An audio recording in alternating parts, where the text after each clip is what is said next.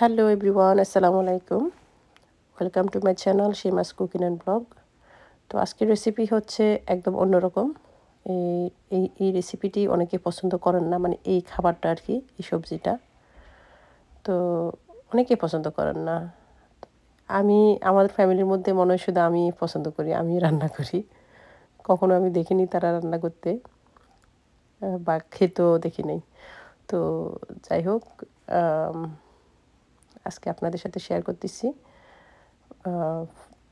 এখানে আমি হচ্ছে পেঁয়াজটা, আজকে রান্নাটা আসলে সরিষার তেল দিছি, আমি সাথে একটু ঘিও দিছিলাম। তো পেঁয়াজটা এখানে আমি ভাজা ভাজা করে নিব। এখানে আমি দিয়ে দিচ্ছি আদা রসুন বাটা। আর রান্নার স্টাইলটা হচ্ছে মাংসের মতোই রান্নাটা। তো মাংস মানে মাংসর বদলে এই সবজিটা আসলে খাওয়া হয়, এটা প্রচুর পরিমাণ প্রোটিন। তো এখানে হচ্ছে আমি ইগুয়াট নিলাম 2 টেবিল স্পুন, দেখতে পাচ্ছেন পরিমাণটা অতিরিক্ত না আর কি। আর এখানে কিছু মশলা নিয়ে নিলাম। এই হচ্ছে ঝাল মরিচের গুঁড়ো, এটা হচ্ছে কাশ্মীরি চিলি পাউডার, এটা হচ্ছে হলুদের গুঁড়ো, এটা হচ্ছে জিরার গুঁড়ো, এটা হচ্ছে ধনিয়ার গুঁড়ো, আর এটা হচ্ছে গরম মশলা, রেগুলার গরম মশলার গুঁড়ো। তো এখন আমি সাথে একটু কাসুরি মেথি দিয়ে দিলাম। কাসুরি মেথি দিয়ে এখন একটু মোটামুটি পানি দিয়ে, আধা কাপের মতো পানি দিয়ে আমি এটা খুব ভালো করে মিক্স করে নিব। এখানে দেখতে পাচ্ছেন আমার পেঁয়াজটা আদা রসুনটা খুব ভালো করে ভাজা ভাজা হয়ে গেছে। এর মধ্যে আমি সেই সবজিটা, স্পেশাল সবজি সয়াকাঞ্চ দিয়ে দিলাম। যারা পছন্দ করেন না একবার হলো ট্রাই করবেন, আমি প্রমিস আসলে ভালো লাগবে ইনশাল্লাহ। এখানে একটু লবণ দিয়ে দিলাম। লবণের পরিমাণটা একটু বুঝে দিতে হবে, যেহেতু এটা আমি সিদ্ধ করার সময় একটু লবণ দিয়ে সিদ্ধ করছিলাম। আর এখান থেকে হচ্ছে যে মশলাটা খুব ভালো করে মিক্স করে নিতে হবে, যেন ইউগাটের কোনো ইয়ে না থাকে আর কি। আর হচ্ছে গিয়ে এটাকে খুব ভালো করে ভাজতে হবে। এই সবজিটা দেখতে পাচ্ছেন পেঁয়াজটা দেওয়ার পরে অনেক ভালো করে ভাজতে হবে, কিছুক্ষণ ধরে ভাজতে হবে। একটু টাইম লাগে সবজিটা হতে, একদম পুরো মাংসের মতোই টাইম লাগে, যেহেতু খুব কষানো হয়, ভাজা হয়। এটার মধ্যে একটা স্মেল থাকে, ওই স্মেলটা যেন না থাকে এই জন্য বেশি বেশি করে কষাতে হয়, বেশি বেশি করে ভাজতে হয়, এই হচ্ছে ব্যাপার। সো মশলাটা দেওয়ার পরেও আবার আমি অনেকক্ষণ ধরে কষাবো। এখন আমি টমেটোটা দিয়ে দিলাম। টমেটোটা দেওয়ার পরে আবার অনেকক্ষণ ধরে কষাবো। টমেটো থেকে একটু পানি বের হবে, পানিটা শুকানো পর্যন্ত। আর আগুনের তাপমাত্রা থাকতে হবে মিডিয়াম থেকে একটু হাই, বাট লো না।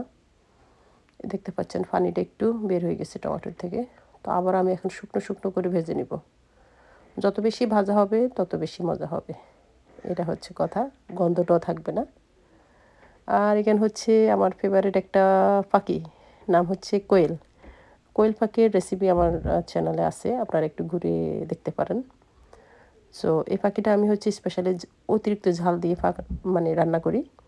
তো আজকের রেসিপিতে ঝাল নেই, যেহেতু সারা খাবে এই জন্য। এখানে হচ্ছে দেখতে পাচ্ছেন অনেক ভাজা ভাজা করে ফেলছি, একদম শুকাই গেছে। এর মধ্যে এই যে আমি ক্রিমটা দিব। সো এই ক্রিমটা দিয়ে কিন্তু যখন সেমাই রান্না হয় অনেক মজা হয়। যে কোনো সেমাইয়ের সাথে যদি ক্রিমটা ইউজ হয় অনেক অনেক মজা হয়। আপনারা কখনো রান্না করছেন কিনা জানি না, বাট একবার রান্না করে দেখবেন, খুবই মজা হয়। তো যাই হোক, এখন আমি পুরো ক্যানটা এখানে দিয়ে দিব। পুরো ক্যানের ক্রিমটা আমি এখানে ইউজ করব। তো এভাবে রান্না করবেন, আসলে ভাল লাগবে। আর এটা খুবই হেলদি একটা খাবার। তো ক্রিমটা আমি দিয়ে দিলাম, ফুল একটা ক্রিম দিলাম। এখন আমি জারটা দিয়ে একটু পানি দিয়ে দিচ্ছি। তো এই ক্রিমটা দিয়ে যখন আপনারা সেমাই রান্না করবেন অনেক মজা হয় সেমাই। তো একটু ভালো এখন এভাবে করে যত সয়াকাঞ্চ যত কষাবেন তত মজা হবে, তত বেশি বেশি মজা হবে।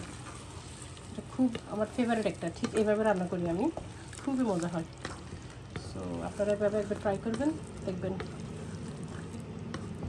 ভালো লাগবে, ছোটো বড়ো সবারই পছন্দ হবে।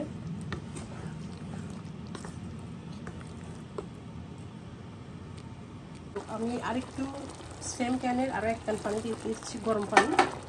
একটু সাবধানে ধরতে হবে, ক্যানটা অনেক গরম হয়ে গেছে। যাই হোক, আরও 1 ক্যান পানি দিয়ে দিলাম। সো এই হচ্ছে পানির পরিমাণ, পানি আর দিব না। এবার এটা মাখা মাখা হয়ে যাবে। রান্না কিন্তু অলমোস্ট হয়ে গেছে, এখন জাস্ট পানিটা শুকালে হয়ে যাবে। আর এর মধ্যে সয়ার যে একটা গন্ধ থাকে, কাঁচা মানে কেমন একটা স্মেল থাকে সয়ার মধ্যে, ওই গন্ধটা কিন্তু আর নেই। সো এটা একটু টাইম লাগে, মাংসের মতোই টাইম লাগে কষাতে। তো আবার আমি ঢেকে এখন আবার রান্না করব। তো আমার কিন্তু সয়া কাঁচটা রেডি। আমি এখনই একটু ঘি দিয়ে দিলাম।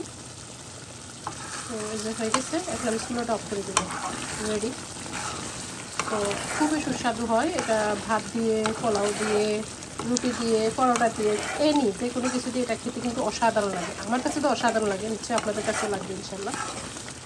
তো রান্না শেষ, আমি হচ্ছে অফ করে দিলাম। আপনারা এই মুহূর্তে কিছু কাঁচামরিচ দিতে পারেন নামানোর আগে, আমি দিচ্ছি না, আপনারা দিতে পারেন, সমস্যা নেই। এই তো, সবাই অনেক ভালো থাকবেন, দোয়া করবেন আমার জন্য, ভিডিওগুলো যেন ভাইরাল হয়। ভাইরাল কি মানে ভিউ হয় না, ভাইরাল থাকবে এর কথা। তো আল্লাহ হাফেজ সবাই, থ্যাংক ইউ, ভালো থাকবেন সবাই।